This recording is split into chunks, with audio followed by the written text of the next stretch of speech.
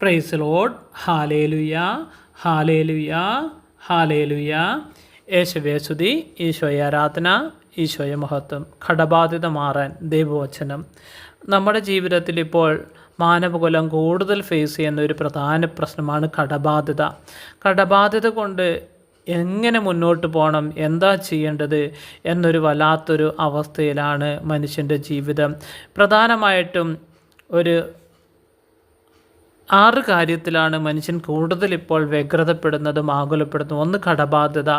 2, വീടില്ലാത്ത അവസ്ഥ, വാടക വീട്ടിൽ താമസിക്കുന്ന അവസ്ഥ. 3-ാമത്തെ കാര്യം രോഗാവസ്ഥ. 4-ാമത്തെ കാര്യം സാമ്പത്തികമായിട്ട് അതിശക്തമായിട്ടുള്ള ക്രൈസസ്.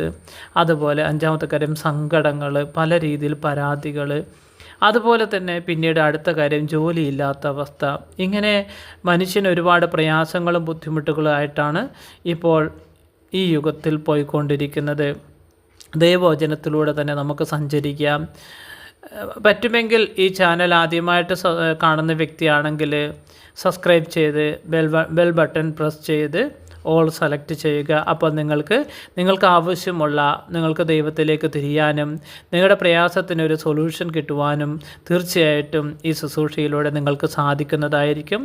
എൻ്റെ പേര് ബ്രദർ ഇമ്മാനുവൽ. ഞാൻ അറൗണ്ട് 8 വർഷമായിട്ട് ശുശ്രൂഷയിലുണ്ട്. ഓൺലൈൻ ശുശ്രൂഷ എന്നേ ഉള്ളൂ.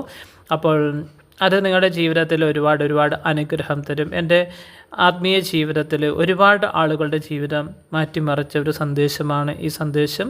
നിങ്ങളെല്ലാവരും കേട്ടിട്ട് ഇതിലെ കാര്യങ്ങൾ നിങ്ങളുടെ ഹൃദയത്തിൽ, നിങ്ങളുടെ ജീവിതത്തിൽ, നിങ്ങളുടെ ഓരോ പ്രവൃത്തിയിൽ പ്രാക്ടിക്കലായിട്ട് കൊണ്ടുവന്ന് നിങ്ങൾ നോക്കുമ്പോൾ നിങ്ങളുടെ ജീവിതത്തിൽ വലിയൊരു വിടുതൽ, വലിയൊരു മാറ്റം ലഭിക്കുന്നതായിരിക്കും.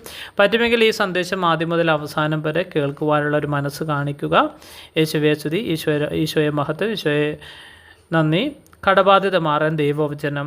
ലൂക്കാ സുവിശേഷം 4-ാം-18 മുതലുള്ള തിരുവാക്യങ്ങളിൽ നമ്മളൊന്ന് വായിക്കുമ്പോൾ ദൈവത്തിൻ്റെ വചനം നമ്മളോട് എന്താണ് സംസാരിക്കുന്നത് എന്ന് നമ്മൾ ബൈബിൾ എടുത്ത് വായിക്കുക. അതുപോലെ 1 കൊരിന്തോസ് 4:17 ദൈവത്തിൻ്റെ ദാനമാണ് എല്ലാം എന്ന കാര്യം നമ്മൾ ഉറച്ച് വിശ്വസിക്കുക.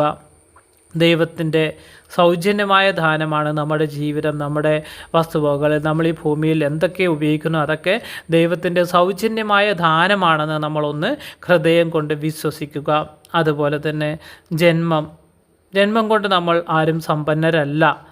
ചില ആളുകൾ ജന്മം കൊണ്ട് സമ്പന്നരായിരിക്കും, അവരുടെ മാതാപിതാക്കളുടെ പ്രോപ്പർട്ടി കാര്യങ്ങൾ. ചില ആളുകൾ ജന്മം കൊണ്ട് സമ്പന്നരല്ല, ദരിദ്രരാണ്. അപ്പോൾ അതൊക്കെ ദൈവത്തിൻ്റെ പദ്ധതിയാണത്, നമ്മുടെ യോഗ്യത ആണെന്നൊരിക്കലും ചിന്തിക്കരുത്. ദൈവത്തിൻ്റെ പദ്ധതിയാണ്, ദൈവത്തിൻ്റെ കരുണയാണ്. സത്യം പറഞ്ഞാൽ കണ്ണുള്ളവർ കാണും, കണ്ണില്ലാത്തവർ നിങ്ങൾക്കറിയാമല്ലോ. ഈ ലോകത്ത് നമുക്ക്